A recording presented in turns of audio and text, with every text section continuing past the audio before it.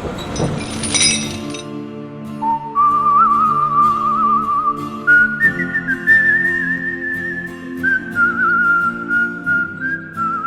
you the rigs, the trucks, the laboratories, and offices, this is the Oil and Gas Contractors Connect podcast with your host, Ryan Ray. Welcome to another edition of the Oil and Gas Contractors Connect podcast. Ryan Ray here, your host as always. So good of you to join us for this episode, and this is where we get to connect with other contractors, learn about who they are, what they do. Be sure to connect with me on LinkedIn. We'll link to that in the show notes, or if you're curious more about R-Spread Global, you go to GoR2.com. On today's episode, we have on Jake Matthews, who is the Texas Sales Manager at Wellsite Fishing and Rental Services out of Midland, Texas. Jake, how's it going today? It's going well, Ryan. How are you, sir?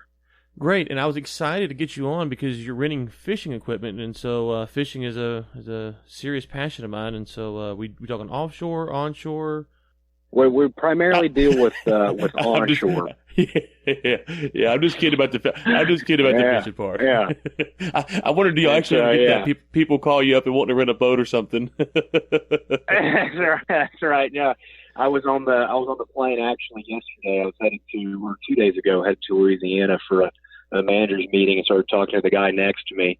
And he wasn't in oil and gas or anything, so I mentioned I worked for a fishing company. And he started asking, "Oh, is it freshwater, saltwater? What do you guys do?" You know, I thought I was a guide or something. Oh, that's funny. That's funny. Well, let's break that down because some of our listeners who might not be in this part of the industry, might be in a facility or something like that, might say, "Wellsite fishing, what the heck is that?" So let's just kind of break down that term. What does it mean? And then we'll transition more into what other equipment and stuff that you guys offer. Sure. So, I mean, fishing is relatively straightforward. It's whenever a piece of equipment or anything else like that goes downhole in a well site operation, whether it be tubing, whether it be a packer, whether it be a cement retainer, whatever it is, if it gets stuck for whatever reason, the operating company will call out a fishing company to go in, run in with a particular type of piece of equipment and fish it, quote unquote, out of the hole and get it out for them. The goal is always to do that quickly and efficiently to save time on location, which saves everybody costs. And so, realistically, in terms of equipment used, it's all pretty straightforward.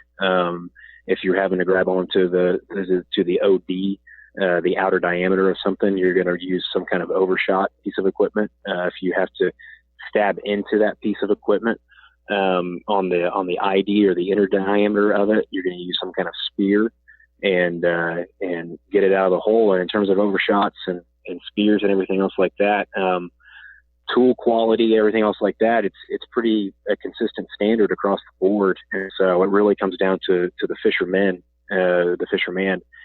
himself and his experience and his knowledge and expertise, and what he's able to do to get that out of the hole real quickly. And so that's certainly a big part of our business, and one that we're really proud of. We have a great team of guys doing that and handling that for us, who have just decades of experience. Yeah, let me hop in there real quick. So just so I'm clear, do you guys rent the fishing equipment and do the fishing per se itself, or you just have the equipment, and if I had that need, I would just come to you guys and pick up the equipment?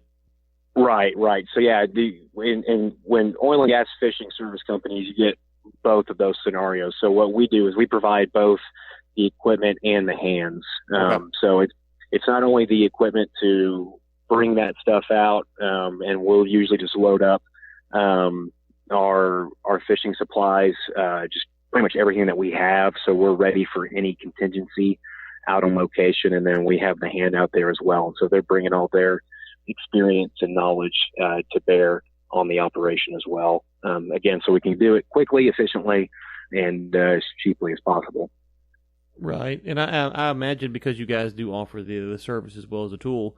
You mentioned a minute ago the need to have a good fisherman per se.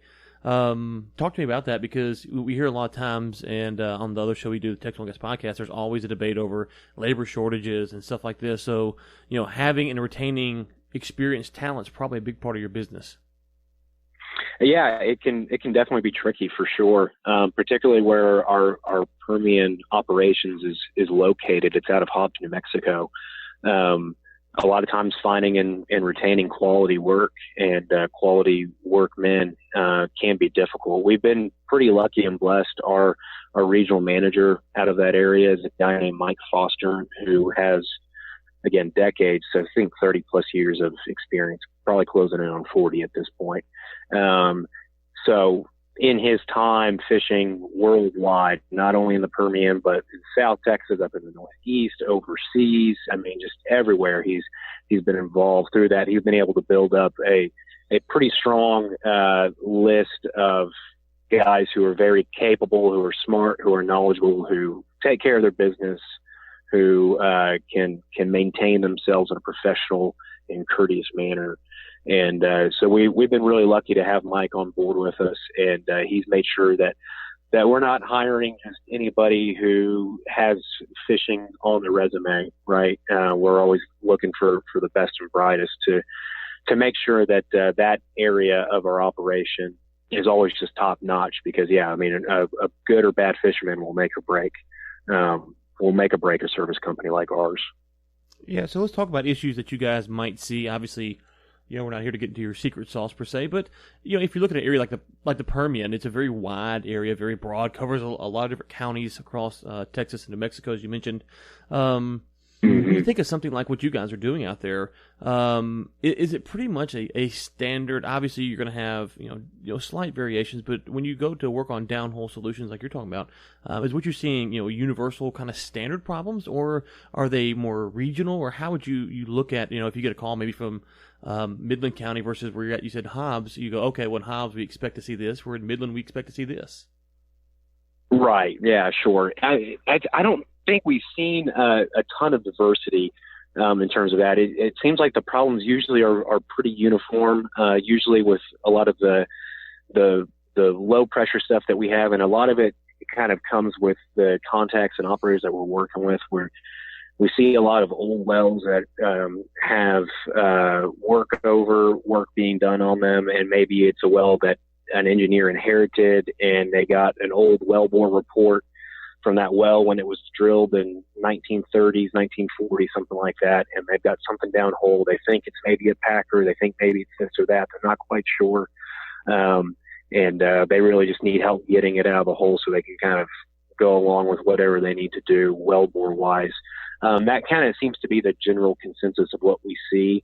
And more often than not, we're seeing, old case hole packers, old cement retainers,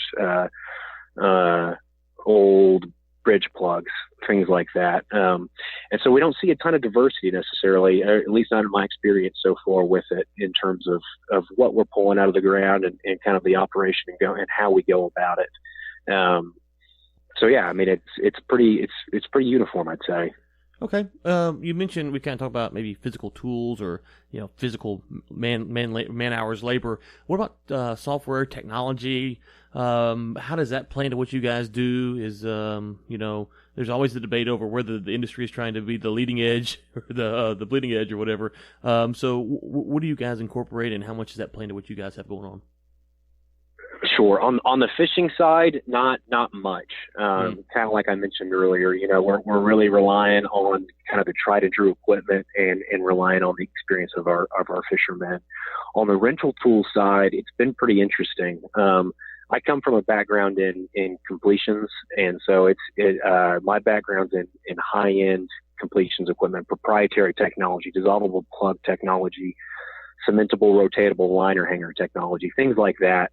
And on the rental tool side at Wellsite, what we have now, it's much more commodity driven, right? It's much more our product's blue, our competitors is yellow. Which one do you like more?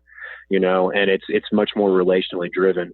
With that, Wellsite's always trying to kind of push the boundary of what we can do and what we can provide. And so the thing that we've really been pouring into and working on lately is actually in our tubing rental technology. So a big part of our rental line is work string rentals, and historically that's always been 2 3/8 or 2 7/8 pH6 connection work string tubing. That's kind of just been the tried and true technology for a long time. The problem with that is that on that pH6 tubing, a lot of times you run into problems where because of the heightened OD at the pH6 connection, as that OD wears down, you're having to downgrade joints of tubing prematurely, even though the tube itself is perfectly fine. Just at that connection, it gets worn down too much from rubbing up and down on the wellbore. You are having issues of inspection charges and recutting those tubes, just causing sky-high invoices and prices for operators and stuff like that. And so there's always kind of been a hesitancy with it. Coupled with that as well, even, is as these laterals are getting longer and longer, particularly in the Permian, when we're getting really past 1.5 miles on laterals. We're getting 2 mile laterals, 2.5 mile laterals, even some 3 mile and 3.5 mile laterals. The torque capacity that pH6 has on it,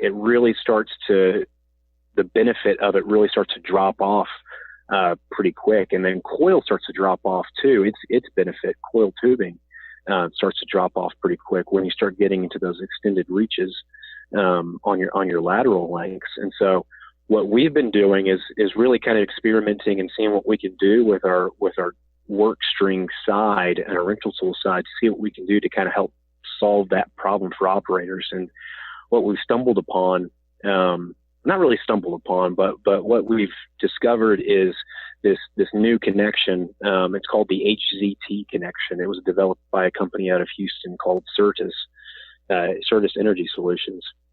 And it really solves and remediates a lot of those problems that people are seeing with pH6. It provides a way higher torque capacity than pH6 in the 2 7/8, 7.9 pound P110 tubing that we offer on our work string applications. You're getting 77, 78% more torque capacity with HZT compared to pH6.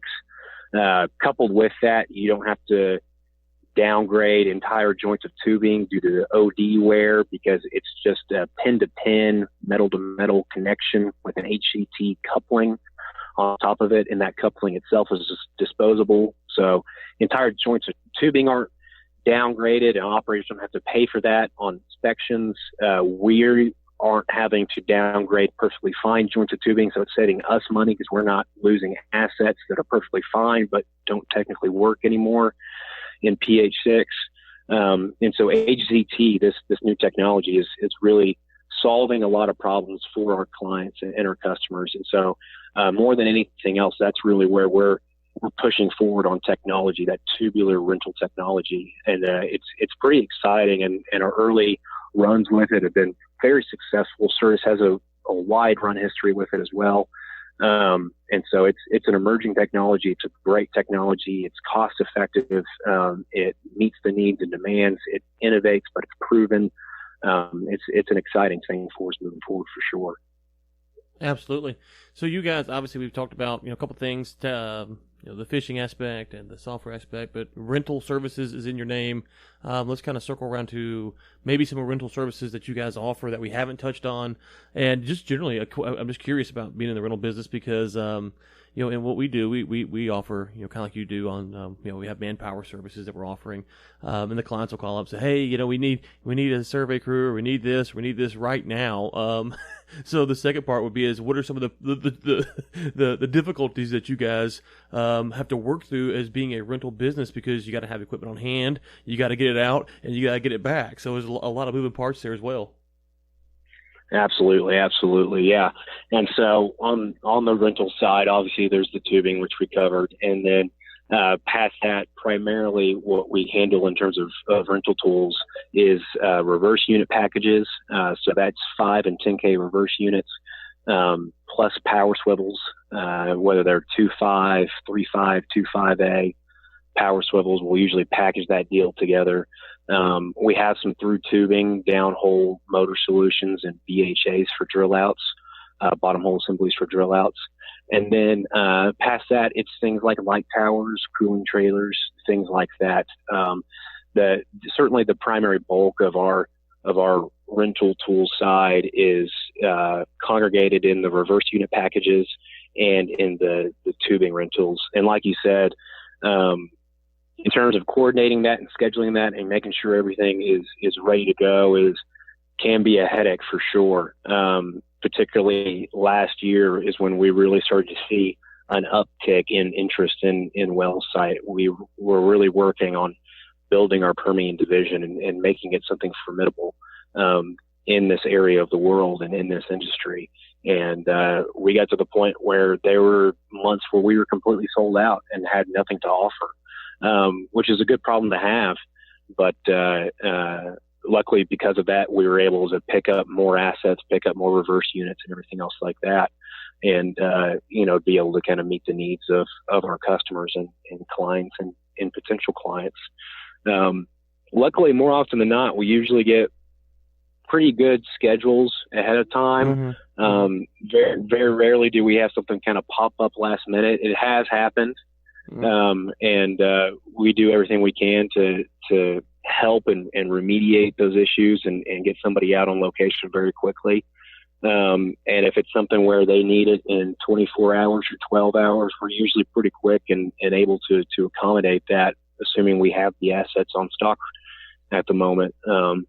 We certainly don't want to be guys turning down work whenever it arises. But thankfully, a lot of the clients that we do have and a lot of our committed customer base gives us heads up. We'll usually have a couple weeks notice, but it's the oil field, so something Right. can happen at any given moment, any time of day or night, and you have to be ready and have that phone on. And so we do everything we can to accommodate that for sure. One of the questions I've been asking other guests is, and I'm curious your take on this. When you go into a project, because a lot of the guests have been project kind of based clients so far, or guests rather, we say, okay, if we're going to a project, there's certain things that they might seem insignificant, but if we don't address these up front with the client or advise the client up front, they could become big deals later on. Do you have something like that in your business where you go, you know what, the client may think he wants, to rent this, but you know what, we've seen in the past where if you don't rent this, you need this, or you think you need it for a week, but I'm going to tell you right now, you need it for 2. Do you have issues like that where you try to help clients out, kind of from the start? Right. Yeah, absolutely. And yeah, I'd say probably the biggest area where we see that is in the reverse unit packages. And what we see a lot of is a lot of guys are going to 15K pumps, or they really want a 10K pump. But when you start looking at the wellbore and everything else like that, they've really kind of been sold on this idea that more is better, whether it was from another service company or somebody internally who had a history with it or something else like that.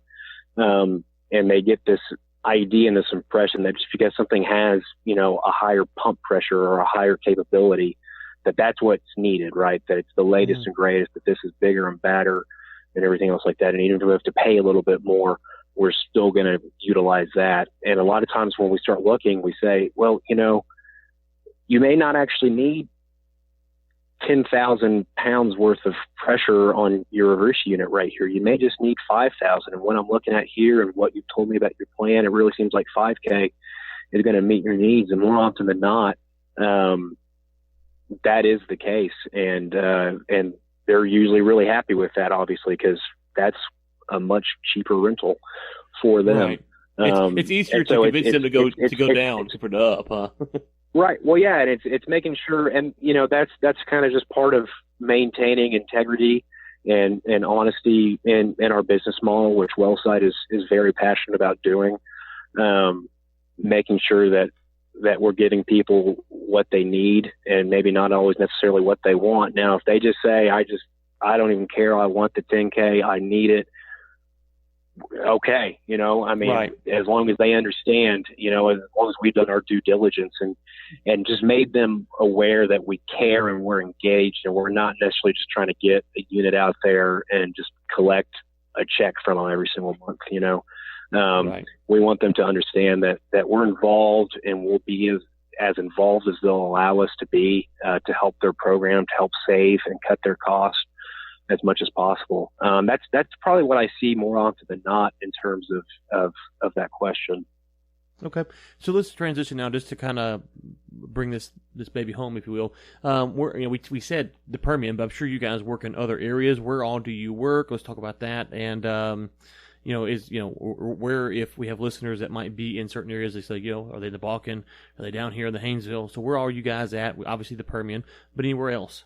Right. Yeah. So our primary operations right now are certainly in the Permian, out of Hobbs, New Mexico. I'm in Midland. We have a corporate sales guy in Houston as well who helps service companies in the Houston area that are operating in the Permian. Our corporate headquarters is in Louisiana. So that's where most of the corporate staff is, and our executives and everything else like that. In terms of the other operational area, though, it's the Northeast. So we have a base of operations out of Newcastle, Pennsylvania as well. And a very committed crew of guys up there working to service the Marcellus and Utica regions up there. Okay. And if they want to find out more about you guys, connect with you guys, what would be the best way for them to do that? Yeah, you can check out our website, Wellsite Fishing and Rental.com, I believe is what it is. You can even just Google Wellsite Fishing and Rental Services and we'll pop up. You can connect with me. I'm on LinkedIn, Jake Matthews, and I'm always pretty active on there and pretty quick to get back with people who are curious. Those would be the two best ways for sure. There's contact forms on the website, everything else like that. My number's always usually out there on LinkedIn, and I can always connect with guys up in the Northeast as well if any of your listeners are curious about that region and what we're doing up there as well. Okay, and we'll be sure to link to the website, which is wellsitefishingrentals.com, in the show notes. Obviously, connect with Jake on LinkedIn. And if you guys do get into the fishing business, please let me know. That would be of interest, especially all. Yeah, I'll keep you posted on those offshore trips.